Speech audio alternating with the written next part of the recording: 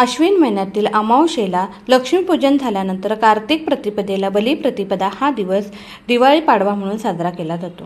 सोने खरेदीला प्राधान्य दिले जाते। सुवासिनीकडून पतीला औक्षण केले जातं। व्यापाऱ्यांकडून वर्षाचा प्रारंभ केला जातो। अनेक बाजूंनी हा दिवस महत्त्वाचा आहे। पाडव्याला रांगोळीने बळीची प्रतिमा काढून तिचे पूजन करतात। इडापिडा टळो आणि बळीचे राज्य येवो अशी प्रार्थना या दिवशी केली जाते। फटाके वाजवतात। दिवाळी उत्सव केला जातो।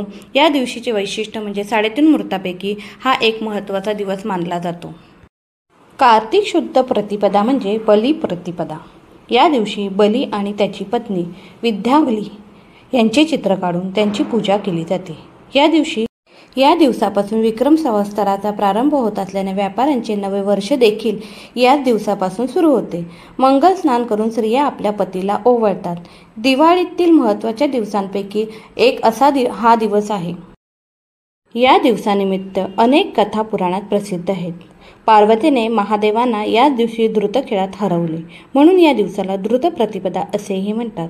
तसेच असुराचा राजा बळी हा भक्त प्रल्हादाचा नातू आणि विरोचनाचा पुत्र होता। बळी राजा राक्षस कुळात जन्म घेऊनही चरित्रवान, विनयशील, प्रजादक्ष राजा होता। तसाच तो दानशूर व अग्रेसिव्ह होता। त्याची शक्ती व संपत्ती इतकी वाढली की त्याने देवांचाही पराभव केला। लक्ष्मीला दासी केले। देवांचे स्वातंत्र्य हरवले। मग बळीराजाला हरवण्यासाठी विष्णूची निवड करण्यात आली। एकदा बळीराजा यज्ञ करीत होता। यज्ञानंतर दानधर्माची पद्धत होती। भगवान विष्णूंनी वामन अवतार धारण केला आणि बटू वेशात बळीराजासमोर येऊन उभे राहिले। बळीराजाने विचारले, काय पाहिजे? बटू म्हणाला, मी मागेल ते तुला द्यावे लागेल, असे वचन दे। बळी म्हणाला, मी वचन देतो, तुला हवे ते माग। बटू म्हणाला, 3 लोकांवर तुझे राज्य आहे, मला 3 पावले जमीन दे।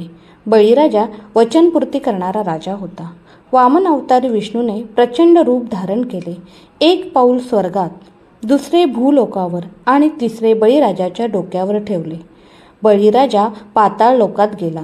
गर्विष्ठ झाला असला तरीही सत्यशील दानशूर बळीराजाला पाताळ लोकाचे राज्य बहाल केले आणि वर दिला, कार्तिक प्रतिपदेला लोक तुझ्या दानशूरतेची, क्षमाशीलतेची पूजा करतील। पाडवा हा 3.5 मुहूर्तापैकी एक मुहूर्त आहे। आर्थिक हिशोबाच्या दृष्टीने व्यापारी लोक दिवाळीतील पाडवा ही नवीन वर्षाची सुरुवात मानतात। लक्ष्मी प्राप्तीसाठी नव्या वयांचे पूजन करून व्यापारी लोक वर्षाचा प्रारंभ करतात। व्यापारी लोकांच्या जमा खर्चाच्या कारकिर्दीत खातवणीत नवीन वया या दिवशी सुरू होतात। नवीन वया सुरू करण्यापूर्वी वयांना हळद, कुंकू, गंध, अक्षता, फुले वाहून पूजा करतात। घरोघरी सायंकाळी पाटाभोवती रांगोळी काढतात। पती पत्नीला औक्षण करते व पती पत्नीला ओवाळणी घालतो। पती पत्नी यांच्या नात्याचे, प्रेमाचे प्रतीक म्हणून या दिवसाकडे पाहिले जाते। नवविवाहित जोडप्यांची ही पहिली दिवाळी असते। ही पत्नीच्या माहेरी साजरी केली जाते। या दिवशी गोवर्धनाची सुद्धा पूजा केली जाते।